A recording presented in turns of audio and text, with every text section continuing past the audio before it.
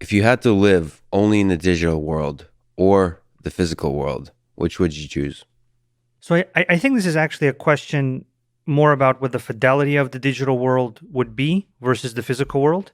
I think this type of question, this whole simulation thing actually comes from papers about 20, 30 years ago in the philosophical world where people tried to make this thought experiment of would you be comfortable if everything that was happening to you happened in a simulation. Hmm. What they were trying to do is they were intuitively trying to understand is there some kind of intuitive personal connection we have to something being the real world, right? Yeah. And then the Matrix movie actually came out of these papers, and then these ideas made their way into the public consciousness. I personally think that if I had the choice to be in the digital world at the same fidelity as the real world with immortality, I would absolutely go with the digital Wait, world. wait. How'd you add the immortality part?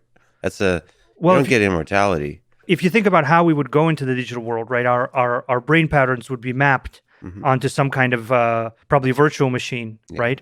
And that would mean immortality, right? Because the virtual machine has no limit to how long it can Well, don't exist. you think there would be like a versioning system? Like, there'd be, this is a soft fork versus hard fork question. Whether Sergey version 2.0 would be different from Sergey version 1.0. There'll be an upgrade. So that's immortality. Sergey 1.0 would die in the digital world. And you Well, get like a software update and then that's it, you know? yeah. When people go into the Star Trek transporter, are they Yeah. killed or are they transported? Yeah. I don't really know. I haven't read any papers on this. I haven't really thought about it too There's much. no white paper on the transporter.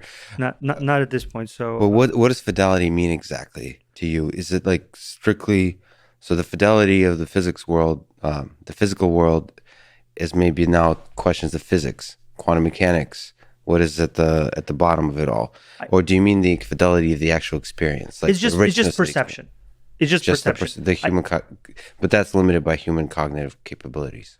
It is, but I don't really have anything else, right? I think all of these papers that brought up these questions of a simulation, they were like in epistemology and metaphysics. Right. And what they were trying to do, I think, was they were trying to put people through a thought experiment where they would come out on the other end and say, the reality of life is really worth something. And I don't, ignorance isn't bliss, which is that's the consistent statement in the Matrix, right? Ignorance is bliss is that's what one of the guys says when he's like, doing something wrong and trying to get back into the Matrix.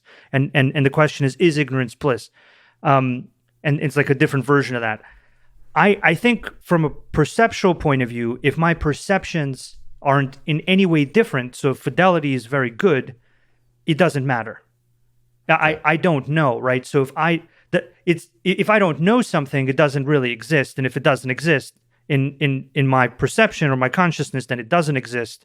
Period, for me at least. Hmm. And then whether it exists in some more metaphysical version of things, I personally never really got into the metaphysics stuff because I could never really I couldn't understand what the point of it was, right? It's one of these things where I couldn't really get what the practical application of it was. And this is from those realm of questions, right? Like if there was something about the world but you didn't have a capacity to perceive it, would it matter to you? To me, it wouldn't matter. Right. To me, by the way, the simulation thing is a really interesting engineering question, which is how difficult is it to engineer a virtual reality, a digital world that is sufficiently of high fidelity where you would want to live in it? I think that's a really testable and a fascinating engineering question, because my intuition says like it's not as difficult as we think. It's not nearly as difficult as having to create a quantum mechanical simulation that's large enough to capture the full human experience. Like it might be just as simple as just a really nice Quake game, like with a nice engine with that just creating all the basic visual elements that trick our cognitive, our visual cortex into believing that we're actually in the physical environment. And I think that if that's true, then that's quite, that a high fidelity digital world is actually achievable within, a century. And that changes things. Yeah. Maybe in our lifetime. I'm really hoping for that. I'm hoping somebody can copy my brain waves onto a virtual machine, Yeah. and allow allow that consciousness to continue to exist. Whether that's death or not, I don't know. but I think it's actually going to require some serious leaps. Like even the VR headsets, right? They don't work if they go below 90 frame rates, right? People start getting freaked out. So you have to go from one gaming screen of 60 frames per second to two screens of 90 frames per second. And so the people's hardware today can't even handle that. And that's for these two little screens by your eyeballs.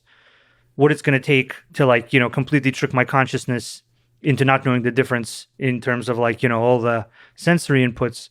I'm keeping my fingers crossed. Whoever does that and is close to doing that, they should contact me. I want to have my brain waves turned into a virtual machine.